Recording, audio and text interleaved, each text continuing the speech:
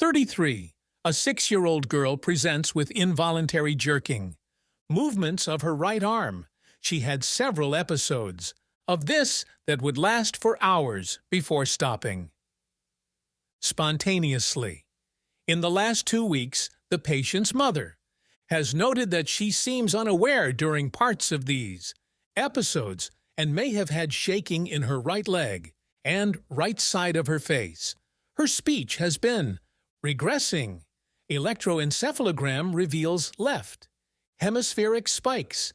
A magnetic resonance image, MRI, of her brain has atrophy of right hemisphere. Which of the followings is the best treatment for this condition? A. Carbamazepine. B. Hemispherectomy. C. Vagal nerve stimulator. D. Valproic acid. E. Intravenous IV immunoglobulin. The correct answer is B. This patient presents with Rasmussen encephalitis. This commonly presents with focal motor seizures, which can last for extended periods.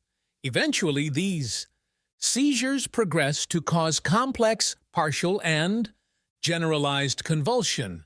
Typically, epileptic discharges come from one hemisphere. Imaging can show atrophy of the affected hemisphere, as is shown in the MRI. Positron emission tomography will show hypometabolism of the affected hemisphere. Although some patients respond to IV immunoglobulin, the definitive treatment is hemispherectomy.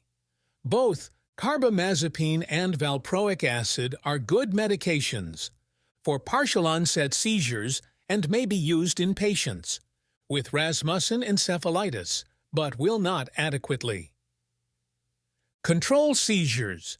A vagal nerve stimulator can be used. In refractory epilepsy, however, it is not the preferred surgical procedure to provide seizure relief in patients who have Rasmussen encephalitis. 34. A 17-year-old girl with a history of anxiety and migraines is evaluated for dizzy spells. Each episode seems to occur upon standing and is associated with lightheadedness, palpitations, and the perception of falling. Although she has never lost consciousness, increased fluid intake has not improved the symptoms, and electroencephalogram is normal. A tilt table test reveals an increase of heart rate by 40 beats per minute, without change in blood pressure. Although tachycardic on the tilt table, she experiences a typical spell of dizziness. Which of the following would not be considered part of the workup for this condition? A. Supine plasma norepinephrine levels. B. Standing plasma norepinephrine levels. C. Holter monitor. D. Magnetic resonance image, MRI of the brain. E. Plasma metanephrines. The correct answer is D. There is no indication for an MRI of the brain in postural orthostatic tachycardiac syndrome. POTS. This is a syndrome defined by having a heart rate increase of more than 30 beats per minute from supine to standing, 5-30 minutes, exaggeration of symptoms when standing and improvement with recumbence. Further, patients must have symptoms for 6 months or longer and must have standing plasma norepinephrine levels of 600 pg/ml or more. Both standing and supine plasma norepinephrine levels are collected. POTS-associated symptoms may include mental clouding, blurred or tunneled vision, shortness of breath, palpitations, tremors, dizziness, or nausea. There is also a higher incidence of anxiety and chronic fatigue in patients with POTS. Importantly, patients usually do not lose consciousness with this condition, and blood pressure is generally normal. Mimickers of the POTS include pheochromocytoma, neutrally neurally, mediated syncope, for example vasovagal syncope, or mast cell activation. Diagnosis of POTS is typically made with a tilt table test. Treatment includes an increase of dietary, salt, compression stockings, exercise, or medications, such as fludrocortisone, clonidine, which decreases sympathetic tone, propranolol, midodrine, pyridostigmine, or modafinil. A Holter monitor would ensure that only sinus tachycardia is present because other arrhythmias can mimic POTS. 35. A 6-year-old obese girl is evaluated for intellectual disability and marked hyperphagia. She requires special education for all classes at school, and her parents have recently put padlocks on the refrigerator and cabinets to keep the patient from unsupervised eating. Which of the following is true of this condition? A.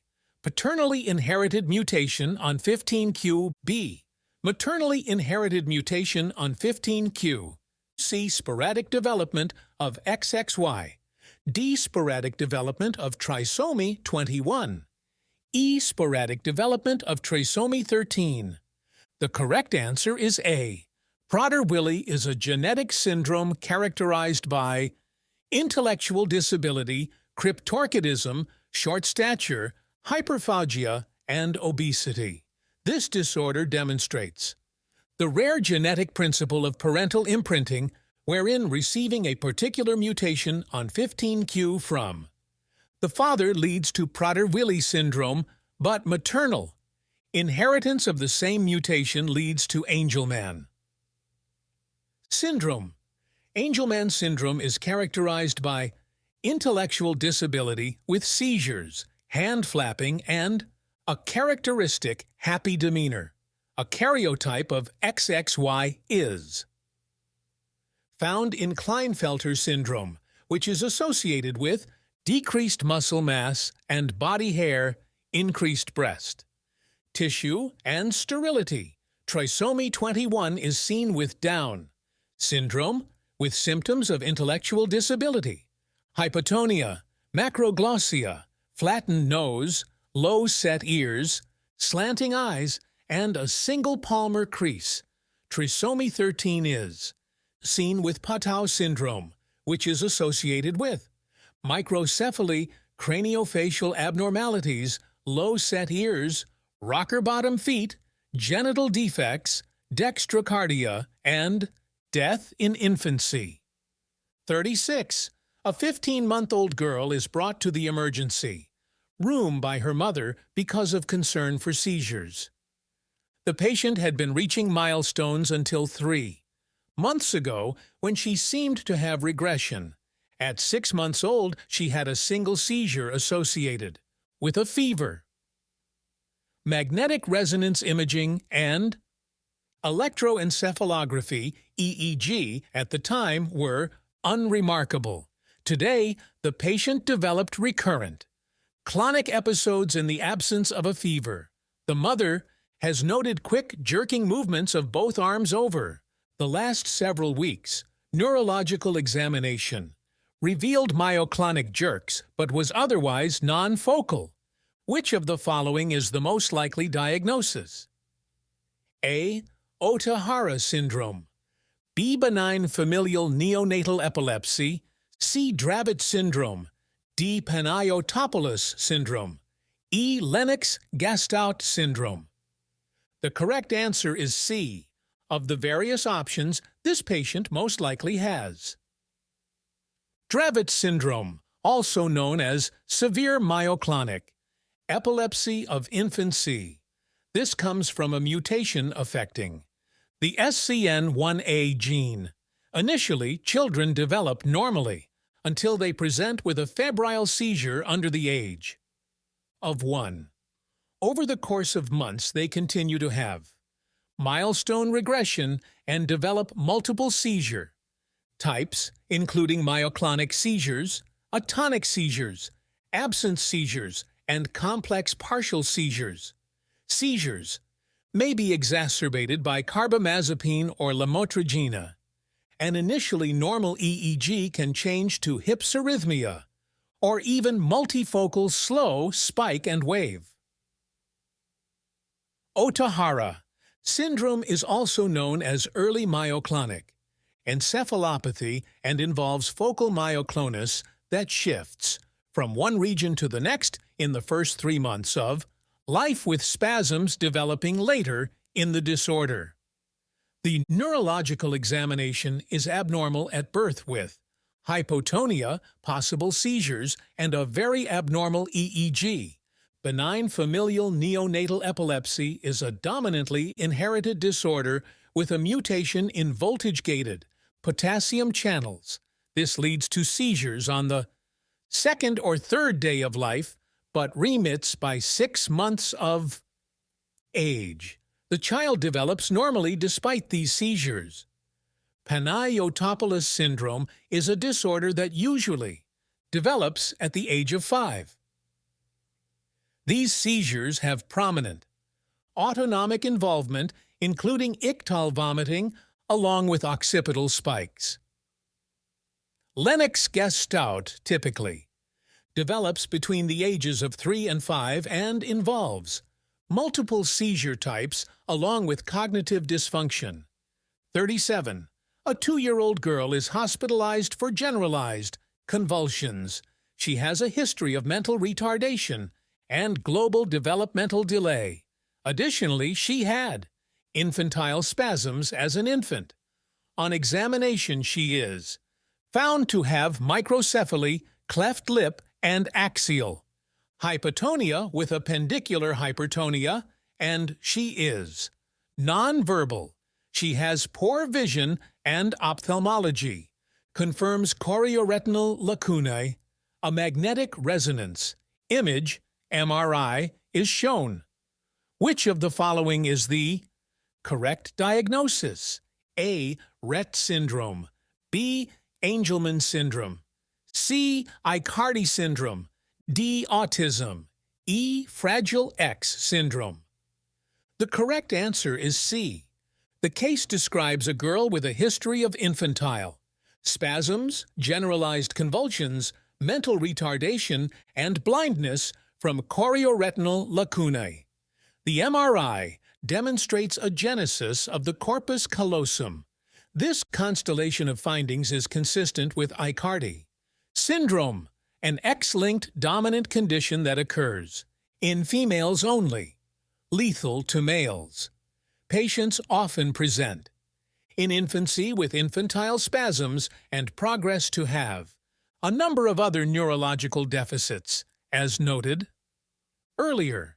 Angelman syndrome caused by a maternally inherited deletion on the long arm of chromosome 15 causes a very happy, pleasant demeanor with associated mental retardation, MR, hand flapping, ataxia, and seizures. Notably, if the same chromosome 15 mutation is inherited from the father, the child develops Prader-Willi syndrome, causing MR, hypogonadism, and hyperphagia. Rett syndrome occurs mostly in girls and is caused by a mutation in the MECP2 gene that leads to developmental delay, regression, seizures, hand-wringing, and gastrointestinal abnormalities. Autism includes a broad spectrum of neurodevelopmental disorders characterized by poor verbal and nonverbal communication skills, poor social interaction, and repetitive behaviors. Fragile X syndrome is caused by a mutation in the FMR1 gene and occurs mostly in boys. It includes global developmental delay, autistic features, seizures, and typical physical characteristics including long face, large ears, and enlarged testicles. 38. A 1-year-old Ashkenazi Jewish girl who was born at full term presents with developmental delay. She has a long history of seizures, blindness, and impaired motor skills. At birth, she had hypotonia, poor head control, and poor feeding. On examination, she has macrocephaly, pale optic discs, and spasticity in the bilateral lower extremities.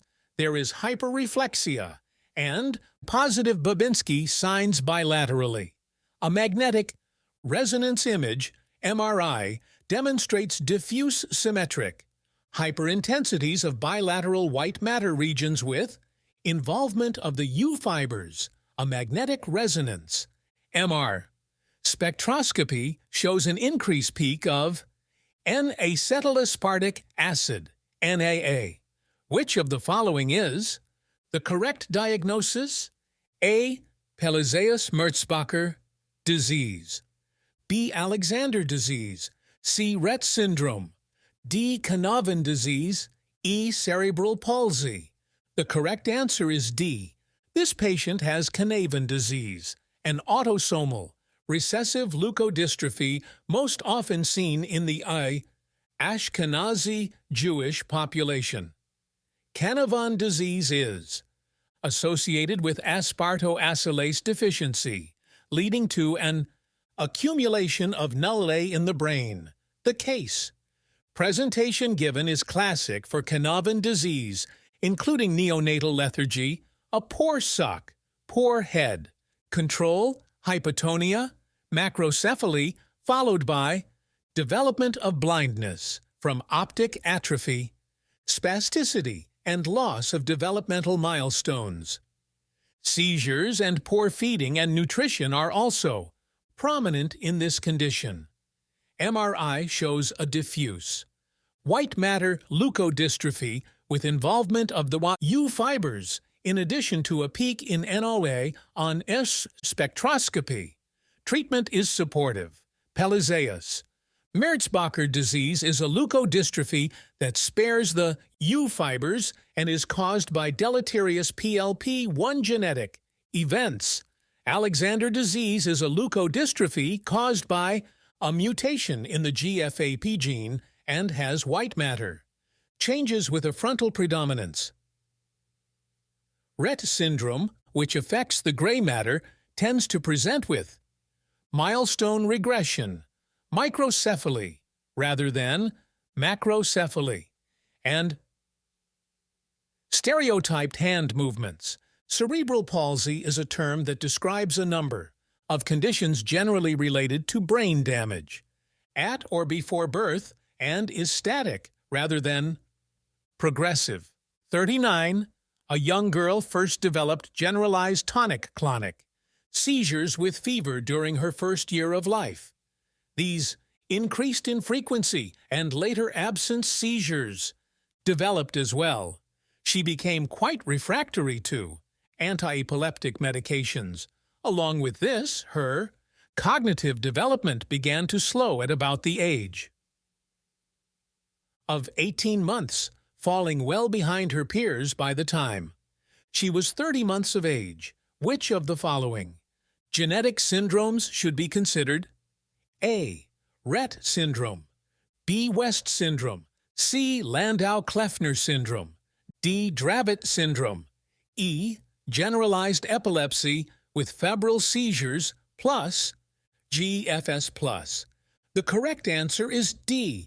Dravet syndrome. Early onset epileptic encephalopathy is associated with early generalized tonic-clonic seizures, followed by additional seizure types later in early childhood.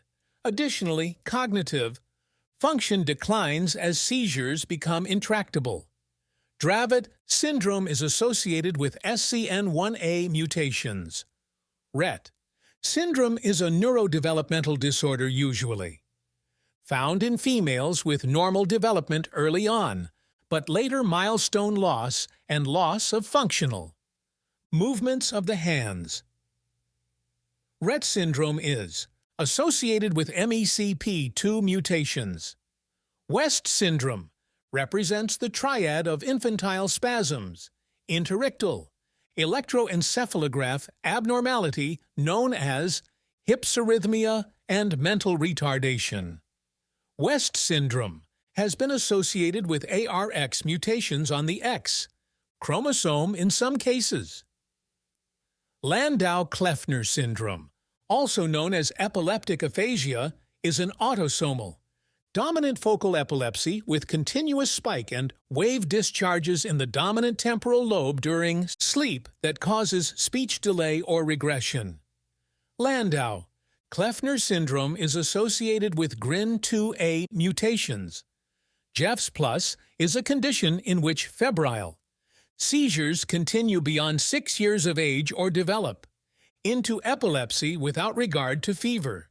It is associated with mutations in the sodium channel encoding gene, SCN1B40. An 8-month-old girl presents to the emergency room with poor feeding and weakness over the last 3 days. Examination demonstrates a well-developed child with few movements, decreased tone, ptosis, and dilated pupils. The parents deny any recent illnesses. She spent the last few days with her grandparents where she had tried new foods.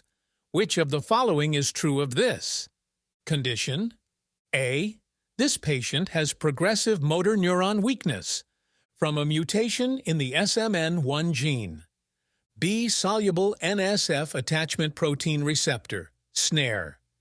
Proteins are cleaved, leading to an inability of synaptic vesicles to release acetylcholine. C. This patient should have increased cerebrospinal fluid, CSF, protein and conduction blocks seen on nerve conduction studies. D. Muscle biopsy would reveal necrotic muscle fibers and ragged red fibers. E. This is inherited in an autosomal dominant manner with anticipation. The correct answer is B. This patient has botulism, which can come from ingestion of spores that are in various foods such as honey. This presents with diffuse weakness, cranial, nerve abnormalities, autonomic dysfunction, ileus, and dilated pupils. There are several different botulinum toxins, each with its own target. These targets snare proteins, SNAP25, synaptobrevin, syntaxin, or vesicle. Associated membrane protein are involved in vesicular binding to the presynaptic membrane. When these proteins are damaged by a botulinum toxin, this stops the release of acetylcholine from the synapse, leading to weakness. The other answers point towards spinal, muscular atrophy, SMN1 gene, Guillain-Barré, conduction blocks, and elevated CSF protein. Mitochondrial myopathy, biopsy with ragged red fibers, and myotonic dystrophy, autosomal dominant. Disorder with anticipation. These disorders could cause some of the symptoms but would not cause pupillary abnormalities like botulism does.